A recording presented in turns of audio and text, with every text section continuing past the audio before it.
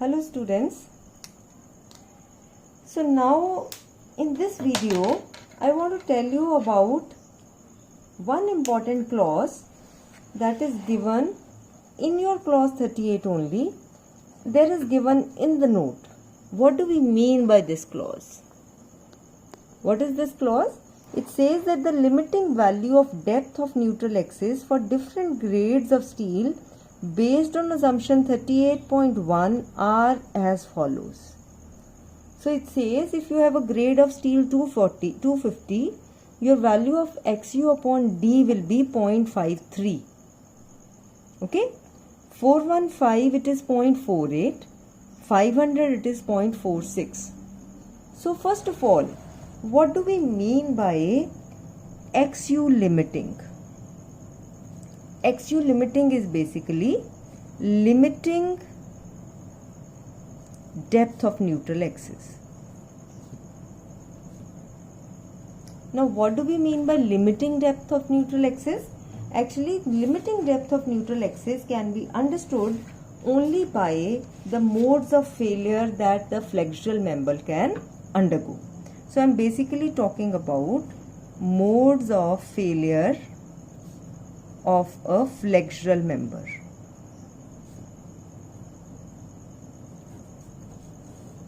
Okay. Now if I am talking about modes of failure, what do I mean by this? I mean that we had drawn a flexural member.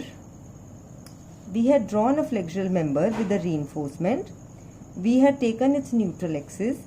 We had said that the maximum strain in concrete can be 0.0035. Maximum strain in steel will be Fy upon 1.15 ES plus 0.002. We had said that maximum stress in concrete can be 0.446 FCK. Maximum stress in steel can be 0.87 Fy.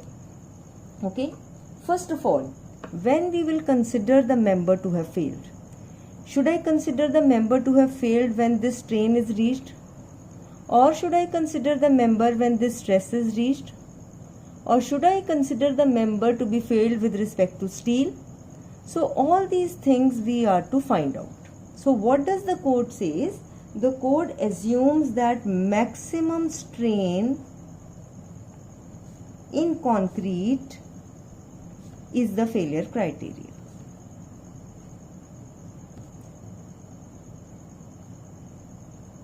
So it says that the failure will be defined with respect to maximum strain in concrete. Okay. Now depending upon this particular strain, maximum strain in concrete, has the strain in steel reached this value, or the strain in steel is lesser than this value, or the strain in steel is greater than this value. Depending upon this, we will have the different kinds of sections possible. So one thing is considered, that maximum strain is the criteria for the failure that is considered in limit state design.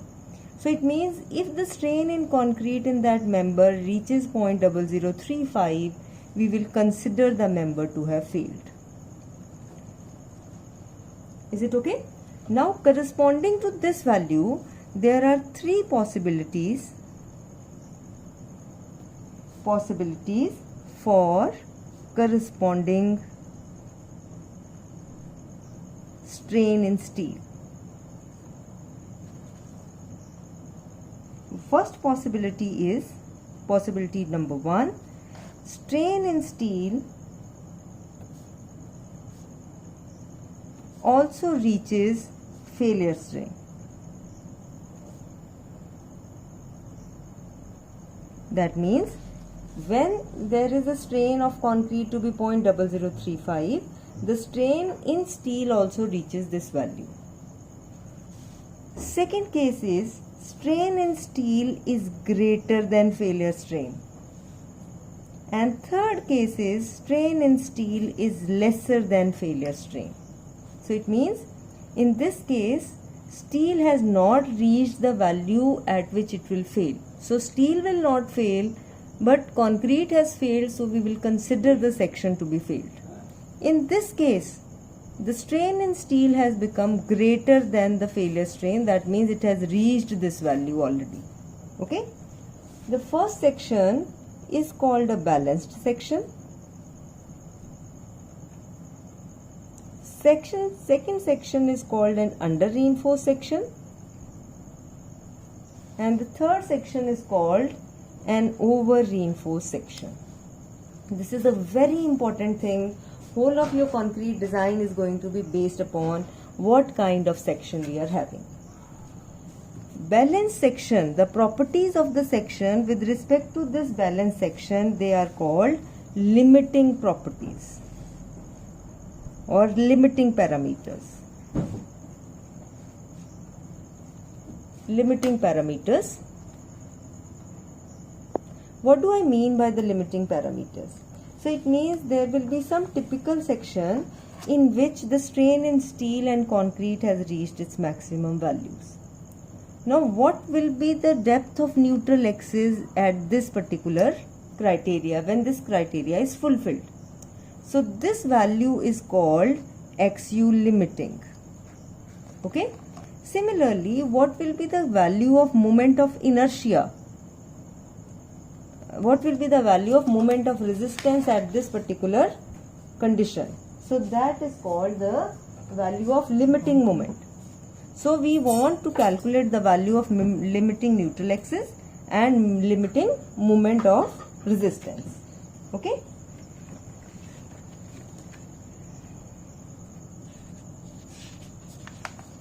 So I have given this particular to quickly revise it. For a balanced section, strain in concrete has reached its maximum. Strain in steel has also reached its maximum. In the under reinforced section, we are having percentage of steel is less than that required for the balanced section. Under means the percentage of steel is less. So it means steel will reach epsilon Y while concrete is less than epsilon Cu. Concrete has not reached a value of 0.0035, but steel has already reached this value, its maximum value. So it means failure will occur when concrete reaches epsilon U. So it means strain in that point will be greater than epsilon Sy. Okay. So it gives, because the strain in steel is greater than this value, the steel is going to elongate. Because the steel is elongating, it will give some signs that it is going to fail. Because steel is ductile, it is not going to have a brittle failure, but it means it will develop cracks. It will lead to development of cracks in the tensile region in concrete, and it will give sufficient warning for failure. So that's why if I have an under reinforced section, I will prefer that section, because although the moment carrying capacity will be lower than a balanced section, but it will give some warning signs.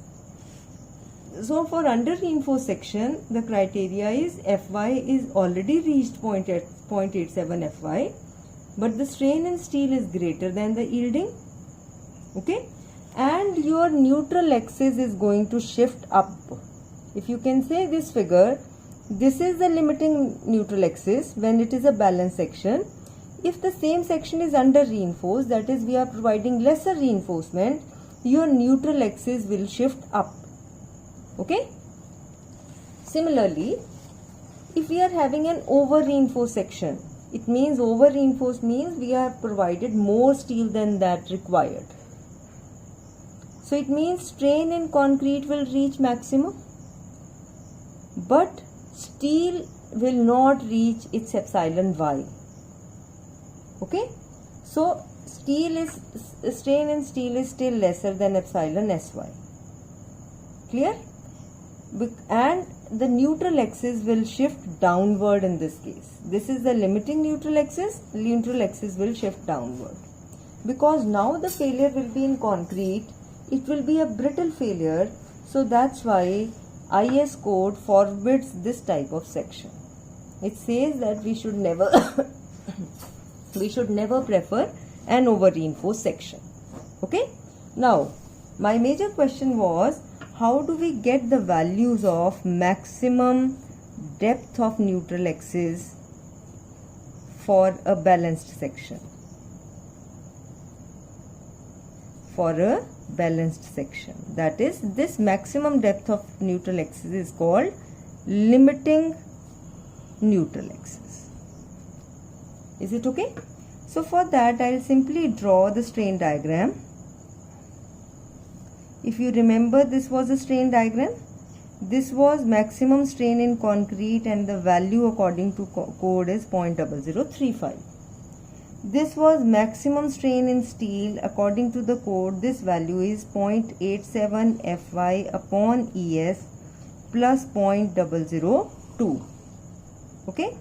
This is the depth of neutral axis corresponding to this condition. We call this to be XU limiting. Okay. If I follow the similar triangle concept, so it means this is the total depth or effective depth of the section D.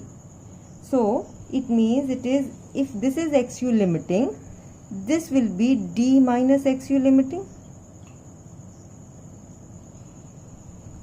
Okay. So if I follow the similar triangles, it will be D minus XU limiting.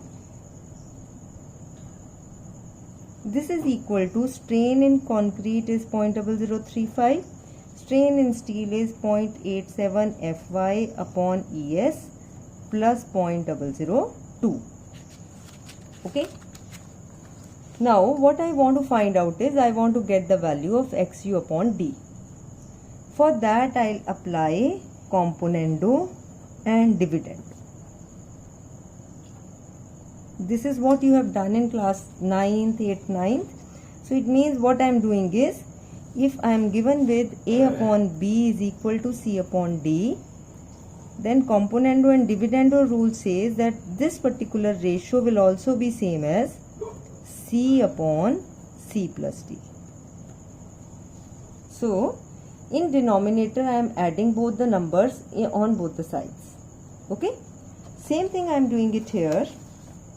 So it is XU limiting upon A plus B, that is XU limiting plus D minus XU limiting is equal to 0.0035 upon C plus D, that is 0.0035 upon 0.87 Fy upon Es plus 0.002. So at the denominator this gets cancelled. This becomes XU limiting upon D. This is 0.0035 upon 0.0055 plus 0.87 Fy upon Es. Now we already know the modulus of elasticity of steel is 200 gigapascal. Depending upon the type of steel, if we are having mild steel, Fy will be 250. If we are having HYSD, it will be 415. So it means depending upon the type of steel, you will have the value of XU limiting upon D. So it means if we are having Fe250, you will put the value of 250 here, E to be 200 gigapascal, your value of XU will come out to be 0.53 D. This is a very important table. If instead I put a value of 415, then this value, this will become 0.48. I'll bring D on this side. If it is Fe500, this value will become 0.46 D. A very important table, and it is given in the code at this location. Okay. It is said that when it is 0.250, it is 0.53 D. When it is 415, it is 0.48 D. When it is 500, it is 0.46 D. Okay. Next to this is limiting moment of resistance. So next is limiting moment that this particular section can take. For finding out that, instead of the strain diagram, now we will take the help of a stress diagram. I know this value is 0.36 FCK. This was stress. If I am to multiply it, if I am to create an force, I'll have to multiply this with certain area. So certain area will be width of the section. This is the section that we are taking. So this is the area that we are to consider for the stress block. So this is width of the section. This is XU limiting.